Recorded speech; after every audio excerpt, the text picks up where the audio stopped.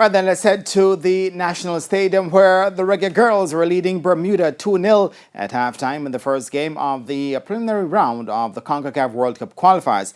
Karen Madden is at the National Stadium, the office, and joins us with this live report. Jeremy, it's halftime here at the National Stadium with the Reggae Girlz leading Bermuda 2-0 in this Group C encounter in CONCACAF Preliminary World Cup qualifiers. Goal scorers in the 21st minute, Jody Brown, who's been a live wire for the Jamaicans, and then in the 30th minute, Judy Carter making it 2-0.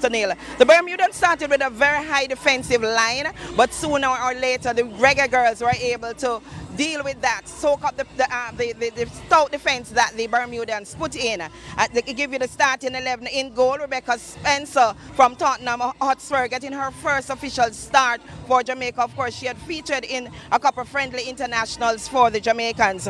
Also in the starting 11, sisters Chantel and Alison Swaby, Sashana Pete Campbell, Dominique Bonflaza, Shinleyu Asher, Judy Carter, of course, the goal scorer, Sadie Adam Lalkana, Kayla McCoy, Jody Brown, the other goal scorer, Captain Khadijah Shaw for Coach Vin Blaine. At least 5 players who made it to the World Cup back in 2019, missing from the starting 11, missing from the squad due to injury. As I said, it's Jamaica 2 goals to Bermuda 0. Halftime here, fan support, not the 2,500 that the Jamaica Football Federation had gotten approval for, probably about 500 fans, but what they lack in numbers, they certainly have made up for in enthusiasm. The Jamaicans getting wonderful support from the small band of 500 fans.